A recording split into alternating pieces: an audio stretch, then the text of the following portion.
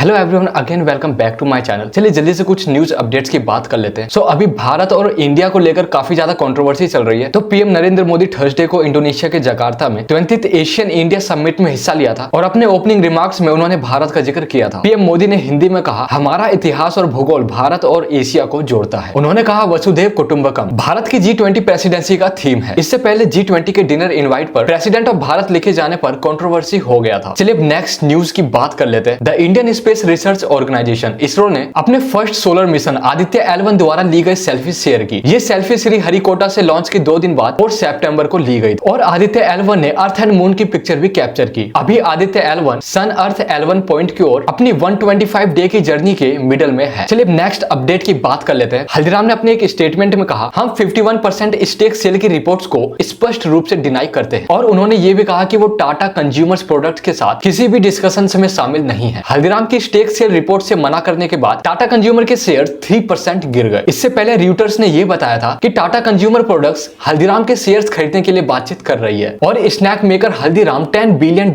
के वैल्यूएशन की डिमांड कर रहा है। नेक्स्ट न्यूज चाइना से है। WSJ की एक रिपोर्ट के अकॉर्डिंग चाइना ने सेंट्रल गवर्नमेंट एजेंसीज के ऑफिशियल्स को ऑर्डर दिया कि वो काम के लिए एप्पल के आईफोन का यूज ना करें या फॉरेन टेक प्रोडक्ट पर डिपेंडेंस कम करने के लिए उन्हें ऑफिस में ना लाएं। और कुछ गवर्नमेंट ऑफिसर से कहा गया कि अगर उनके आईफोन के यूज में कोई प्रॉब्लम सामने आती है तो उन्हें रिस्पॉन्सिबल माना जाएगा। चाइना रिपोर्टेडली आईफोन बैन को government based agencies and state companies तक एक्सपेंड करने की प्लानिंग कर रहा है। नेक्स्ट इंटरनेशनल न्यूज की बात कर लेते हैं। US vice president Kamala Harris ने रिसेंटली ये कहा कि वो प्रेसिडेंट के रूप में काम संभालने के लिए तैयार है। एसोसिएटेड प्रेस के साथ एक इंटरव्यू में उन्होंने कहा, ठीक है, सबसे पहले मैं आपके हाइपोथेटिकल आंसर दे रही हूँ, लेकिन जो बाइडेन ठीक होने जा रहे हैं इसलिए ये पूरा नहीं होने वाला है। चलिए नेक्स्ट न्यूज अपडेट की बात कर लेते हैं। बिलियनियर एलन मस्क ने कहा कि दुनिया का सबसे पावरफुल रॉकेट स्टारशिप लॉन्च के लिए तैयार है और यूएस एविएशन रेगुलेटर FAA के अप्रूवल का वेट कर रहा है। 5000 मैट्रिक टन थ्रस्ट प्रोड्यूस करने में कैपेबल एंड 121 मीटर ऊंचा रॉकेट स्टारशिप एस्ट्रोनॉट्स को मून पर वापस लाने के नासा के आर्टेमिस मिशन का हिस्सा बनेगा। रॉकेट की पिछली फ्लाइट लॉन्च के लगभग 4 मिनट बाद एक्सप्लोजन में एंड हो गया था। चलिए नेक्स्ट न्यूज की बात कर लेते हैं। जेरोधा के CEO नितिन कामत ने हार्ड वर्क और क्या ये सफलता की गारंटी देता है के बारे में बात करते हुए कहा कि उन्हें सफल होने में 20 साल लग गए। जेरोधा की शुरुआत 2010 में हुई थी। कामत ने कहा, मैंने 1997 में ट्रेडिंग शुरू की थी। जेरोधा की शुरुआत 2010 में हुई थी। हमारी सारी सफलता 2060 में आई, इसलिए इसमें हमें 20 साल लग गए। उन्होंने कहा, आज हमारे पास 5 डेज पर वीक हो सकता है। नेक्स्ट न्यूज इकोनॉमिक्स से रिलेटेड है। फाइनेंस मिनिस्ट्री ने ऑनलाइन गेमिंग और कसिनो पर 28% GST की कैलकुलेशन के लिए मेथोडोलॉजी वैल्यूएशन को नोटिफाइड किया है। नोटिफिकेशन में कहा गया कि ऑनलाइन गेमिंग के सप्लाई का जो वैल्यू होगा वो सप्लायर को डिपॉजिट किया हुआ या फिर टोटल अमाउंट जो पेड किया जा चुका है सप्लायर को